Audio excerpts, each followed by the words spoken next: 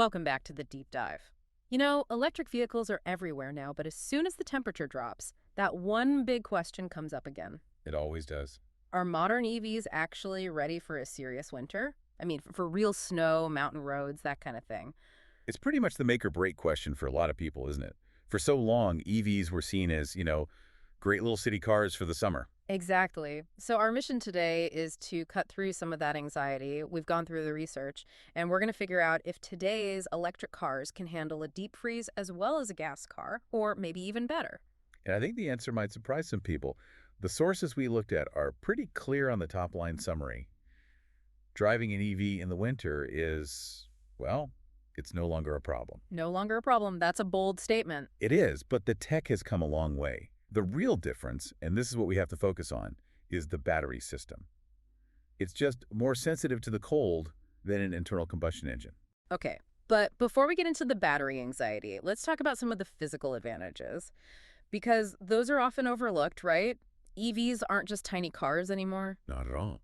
The days of the small, quirky electric car are basically over. You can get battery-powered SUVs, sedans, crossovers, whatever you need. So if you're a skier, you need space for gear for the family. There's an EV for that. You don't have to compromise. No compromise. And what's really fascinating is how the basic design of an EV gives it this inherent advantage in slick conditions. You're talking about traction and stability. Exactly. A lot of modern EVs are designed with all-wheel drive, but it's not the old mechanical AWD. They'll often have a motor for the front wheels and a separate one for the back. Or even one for each wheel in some cases. Right. And that allows for instant, super precise power delivery to whichever wheel has the most grip. It makes them incredibly good on ice or slush. And then there's the big one, the battery weight. We usually think of weight as a bad thing for efficiency. But in winter, it completely flips the script. It becomes a huge asset. How? An EV can be, 200 to 300 kilograms heavier than a similar gas car. All of that is the battery. Okay. And that extra mass literally presses the tires down onto the road surface. You get more friction, which means more traction. So it's just pure physics giving you a better grip. Pure physics. Yeah. And where they put that heavy battery is key. It's installed as low as possible in the chassis. Which lowers the center of gravity. It drops it way, way lower than a traditional car.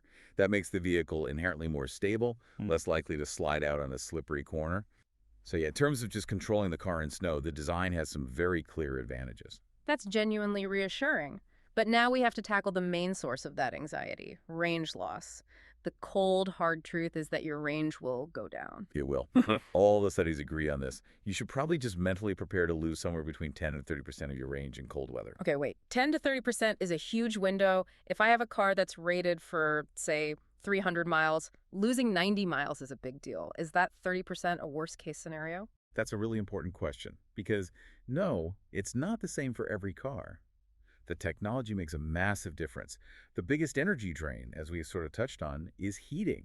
Right. The car has to create its own heat. It can't just use waste heat from the motor like a gas car. Because there isn't really any waste heat. The electric motor is incredibly efficient, maybe up to 90%. So all that energy goes to moving the car. There's not enough left over to warm up the cabin, or, and this is crucial, to keep the battery itself in its happy temperature zone. Which is what, about room temperature? Pretty much, between 20 and 40 degrees Celsius is the ideal operating range. The car has to use battery power just to keep the battery warm enough to work efficiently. This is where we get to that deep dive nugget, the difference between manufacturers. Our sources point to a study from Recurrent Auto at -7 degrees Celsius, and the variance is huge. This is the proof point. It shows that the design of the thermal system is everything. At one end, you had the Jaguar I-Pace, which lost only 3% of its range. Only 3%, that's nothing. Almost nothing. But then on the other end, the VW ID.4 lost a full 30%. 30. The difference is staggering. So what is the tech that separates a 3% car from a 30% car? In a word, the heat pump. Okay, explain that. A lot of the most efficient EVs use a heat pump. It works like your home's air conditioner, but in reverse. Instead of using a simple electric coil to generate heat, which is like a toaster, it just burns through energy. The heat pump is much smarter. It moves heat around. Exactly. It extracts whatever warmth it can find from the outside air, from the motor, from the battery itself, and concentrates it inside the cabin. It might use only a third of the energy of a simple resistance heater. So if your car is relying on that old school resistance heater, you're going to see a number closer to that 30% loss. That's almost always the case, yes. That simple heater is just constantly drawing down the main battery. Makes sense. So what about protecting the battery pack itself? What do manufacturers do? Well, it's kind of like they give it a factory-installed winter coat. The whole pack is wrapped in insulation, and more importantly, there's an electronic temperature management system that's always running. To keep it in that 20 to 40 degree sweet spot. Right. It automatically heats or cools the battery to keep it optimal, which is essential for performance and for the battery's long-term health. The sources also mention special antifreeze. I thought EVs didn't need antifreeze. Well, they do, but not for the reason you think. That fluid circulates through the system to cool the battery and motors in the summer, but it's also used to heat them in the winter. If it froze, it could cause huge damage. So they use a special antifreeze to keep that whole thermal loop working, even when it's well below zero outside. Okay, let's switch to what the driver can do. What are the best strategies to maximize those miles when it's cold? The easiest thing right off the bat is to use eco mode. Pretty much every EV has one. And that just smooths out the power delivery. It does. Which is great for two reasons. One, it's more efficient, obviously. Yeah. And two, it's actually safer. It makes the acceleration less jerky, so you're less likely to spin the wheels on a slippery road. What about regenerative braking, getting that energy back? Is it affected by the cold? Oh, absolutely. And this is something you really need to be aware of. You should use it as much as possible, of course, but a battery that is literally freezing cold can't accept a high rate of charge. So the car limits it. The car throttles it to protect the battery, which means that for the first few miles of your drive, the car will rely more on its normal friction brakes. Mm. You just need to be prepared for that different braking feel on a really cold morning. Got it. Now, for the biggest energy vampire of all, heating the cabin, what are the hacks? The number one secret weapon for winter EV driving is preheating. While it's still plugged in? Always. Always, while it's still plugged into the charger. That way, you're using power from the grid to get the cabin and the battery nice and warm, not power from your battery. It's such a simple but brilliant tip. You start your trip with a full battery and a warm car. Exactly. And once you're driving, be smart about the heat. Target it. Don't just blast the main cabin heater on full, Use the heated seats and heated steering wheel instead. because they warm you up directly. Ah. It's so much more efficient than trying to heat all the air in the car. It can save a huge amount of energy. Let's talk gear. Tires. It's a non-negotiable for winter, that October to Easter rule. But are EV-specific winter tires just marketing? No, they are genuinely beneficial. They're designed to handle that extra weight we talked about. For one, They're more robust. more robust. They're also built to handle the instant torque from an electric motor, which can make regular tires slip. And they're designed to be quieter. Without engine noise, you hear everything else, so a quiet tire makes a big difference to the driving experience. And check your tire pressure. Always. Cold air causes the pressure to drop, and that affects your safety and your efficiency. Okay. Charging in the dead of winter. We know a cold battery charges slower. What's the best practice? The key, especially for DC fast charging on a road trip, is preconditioning. And how do you do that? It's usually automatic. Mm-mm. If you use the car's built-in navigation to route to a fast charger, the car knows what's coming. It'll start using a bit of energy to warm the battery pack up as you drive there. So it uses a little bit of energy on the way, but it saves you a ton of time once you actually plug in. Precisely. A warm battery can accept a much higher power flow. If you pull up to a fast charger with a freezing battery, the car might limit the speed to, say, 30 or 40 kilowatts.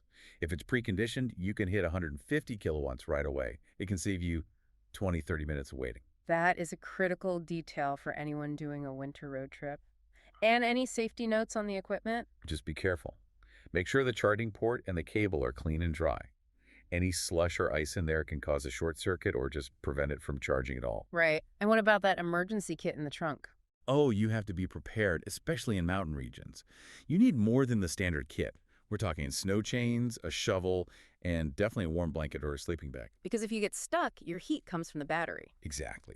You also want some non-perishable food and water, a good flashlight, and a fully charged power bank for your phone. It's just non-negotiable for safety. Let's shift to long-term concerns. Does leaving an EV parked outside in a brutal winter permanently damage the battery? It's a valid worry. The general consensus is no, it won't cause major damage. But we should talk specifically about LFP batteries. Lithium iron phosphate. Right, it's a great battery in chemistry. Cheaper, safer, but it really does not like the cold. If you have an LFT battery and it's left outside in extreme cold for season after season, it might age slightly faster over the long term. And how significant is that? Should people without a garage be panicking? No, definitely no panic. These batteries are still designed to last at least 10 years.